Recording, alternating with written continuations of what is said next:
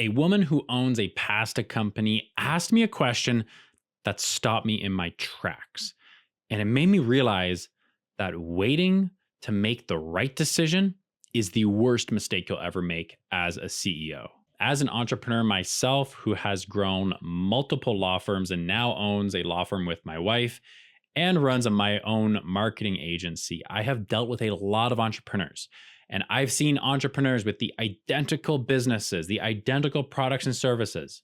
One fails and one succeeds to be multiple seven figures a year. And in this video, I'm going to share with you how those successful entrepreneurs make decisions that is different than the ones that stay stuck and stay small. This woman who I was coaching on growing her business had already built a successful food business where she makes and sells her food to a couple grocery stores and at some farmers markets. It really was the definition of a successful side hustle. But the coaching industry, especially in business and with entrepreneurs, has created a dependency problem, a problem where entrepreneurs are essentially outsourcing their decision making so that way they don't feel like they have made the wrong decision. So by saying, oh, my coach made me do this decision and then it failed, you basically avoid all accountability to yourself. So if you want to grow your business by working less and making more, then subscribe to my YouTube channel where you're going to get more awesome videos like this one. So here's the setup. I was coaching this woman, let's call her Rachel, and she had built an amazing drink company where she creates these unique custom juices and sells them at local farmers markets and actually has 2 independent grocery stores signed up that she goes and makes and delivers and sells her drinks there every single week. She did what most entrepreneurs struggle to do, which is actually build a side hustle that's real. And that side hustle makes her about $50,000 a year extra. And she has a problem. She's wondering, did she want to take this business and grow it and make it bigger and more profitable? Or should she sell to someone who's interested in buying essentially her machines? So she came to me and she was asking me, she's like, Mark, these are my 2 options. Sell the business for essentially parts, or do I go and do I take it and grow it and make it larger? And so she asked me, Mark, what would you do? And to be honest, I didn't tell her the truth. Because in reality, when someone's asking you that, I would have never started a drink company in the first place. That's not what I do. That's not what I'm good at. So I would just have never made the decisions that got her to that point. So asking someone else what they would do while you want their opinions and perspectives, it puts them in an awkward situation where they're basically trying to outsource the blame and the fault if something goes wrong. And that is the type of thinking and decision making, or lack thereof, that keeps entrepreneurs stuck and keeps them small. And I'll tell you what I told her in just a second. Because the first lesson that you need to learn if you want to make more money, if you want to turn a business idea into something that is generating you passive income or allows you to run a lifestyle business like I do, then you need to learn this lesson.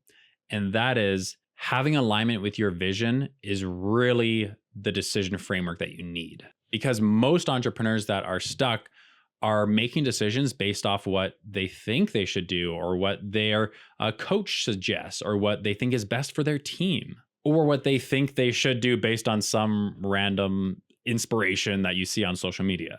But the actual framework for decision making that makes you happy and makes you money without draining your time and your energy is to make decisions based on how well it aligns with the vision you have for your life and for your business.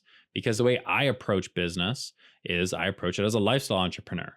Anything that I have to make a decision on that doesn't align with how I want to live my day-to-day life and how I envision my business being a part of that to funnel and fuel that, then it's a decision that is very easy and clear to make. And this lack of vision is the most important role that you have as the CEO, is to define the vision for your company. And in order to do that, you need to have a vision for your own life as well. And that's why you'll see so many entrepreneurs of very large companies be very depressed and be rich, but also unhappy and divorced. So I always start by asking myself, I say, will this move me towards the life that I'm designing or away from it? And that simple change in thinking will lead you to much happier results. Because this entrepreneur that I was working with, her question was not actually, do I sell my business or do I continue running it? It was really, do I still want this vision that I had when I initially created my company? And that brings me to lesson number 2 is that motion is lotion. Successful entrepreneurs, especially the ones that I've worked with in our marketing agency, is really the entrepreneurs that are not afraid of making decisions because they know that they are going to make wrong decisions. The ones that stay stuck are paralyzed and are ruminating in their heads and are anxious beyond belief and are not making decisions, or like making decisions and then like reverting them really quickly and essentially running a chaotic business and a chaotic life. You know it if you've worked for a company like this that you feel like is chaos and the management has no leadership and no vision and you don't like working there. That's that feeling that you're getting is when an entrepreneur doesn't have that vision and is not, confident in where they're actually going. So what I've seen and what I try to bring into my wife and I's law firm and our marketing agency is really that motion is lotion. And so I know that most of the decisions I'm going to make are going to be wrong. And that's okay because you can always pivot, because the reality is it doesn't matter the wrong decisions. Like they literally don't matter because it's the right decisions that actually move the needle forward. And I want to give you my own personal story. For the first 3 years that my wife and I had started our marketing agency, I stopped going to conferences. I stopped doing any workshops because I said, no, I'm trying to get my business up and running. I need the cash flow. I don't want to go spend $2,000 on a conference and hotels and flight tickets and all this stuff to like go and learn more and network and schmooze and all of that good stuff.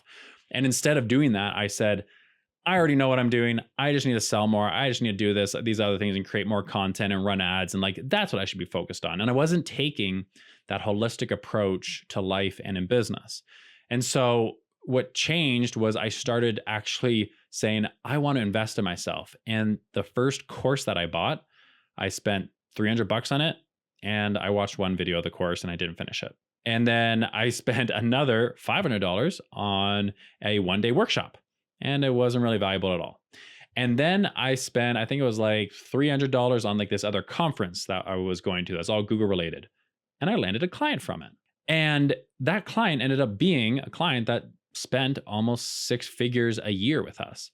So I share with you this story because, I didn't waste money on the thousands of dollars of courses and conferences that I went to that didn't result in anything. But it's because I was doing that, I became the type of person that put myself in those situations that would eventually lead me to the one that actually did land me a client and that actually did have a net positive impact on my business and on my life. And so I'm sharing with you my own story because you need to be doing these things. Otherwise, you're not going to be taking these opportunities. So real successful entrepreneurs know that if they go to 10 conferences, they might not get value out of 9 of them, but they might meet one person from one conference that hooks them up with a connection that makes all the other conferences pay for themselves, or that shows them this new software automation tool that all of a sudden automates like 40% of their operations. So that's where the value lies, is in those little 1% interactions and those 1% of the decisions you make that are right. They dramatically outperform the negative impact of making a wrong decision. And that brings me to my third lesson, which is real CEOs expect to be wrong, but they make the decisions anyways. And they make these decisions with imperfect information, and they make these decisions without knowing what the results are going to be. Because what you see on social media, all these gurus that crack the code, that all of a sudden you do this one thing and you have this massive successful business, it's a lie. It's not this linear path. Growing a business, whether you're growing it a small business, a local business, a lifestyle business, or a big tech company, is not this linear growth path. There will not be one golden key that you turn and all of a sudden your life is great. Take our marketing agency, for example. We do Google ads and we also do organic search engine marketing with Google and ChatGPT and Claude. And so we get our businesses featured in these platforms. But with almost 100% accuracy, most of the entrepreneurs that we start working with, they come in because their number one problem is they need more leads and they need more clients. And I always tell them before we even start working with them, I say, be prepared, because very quickly you are going to have a new problem, which is that you can't hire fast enough, or you can't deliver fast enough, or maybe you have inventory issues, or maybe you have, broken products, or maybe your cost and your budgeting is all wrong, or maybe you made a tax error. And I tell them this because they come thinking that I'm going to provide this golden solution that all of a sudden all of their problems are solved. And that's not the reality of business. That's not the reality of life. You're always going to have shit. Like, you're always going to have shit. The grass is not greener on the other side, because there's always manure underneath it that's making it grow. So really, my third lesson is that being a CEO means that you have to make dozens of different decisions with imperfect information, knowing that 6 of them are going to fail and you need to pivot off of them quickly.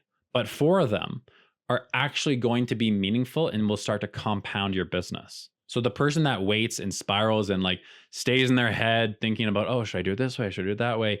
That person is not getting ahead by making the perfect decision. They're getting it wrong by not realizing the game they're playing is not making a perfect decision. It's making as many decisions as you can, as quickly as you can, and being able to pivot with them. The most dangerous belief that entrepreneurs have is that you need to be certain of the outcomes before you make a decision. The reality is that certainty comes from making enough wrong decisions that you know when the next decision's going to be a right one. So the entrepreneur that asked me this question, she wasn't stuck because she had a lack of information. She was stuck because she was waiting for someone to give her permission to trust herself. So if you're still watching this video, let this be your wake-up call. Trust yourself. Trust that you're going to make the wrong decision, that the right ones are going to pay off way more than the wrong ones will. And of course, subscribe to me on YouTube, and I'll see you in the next video.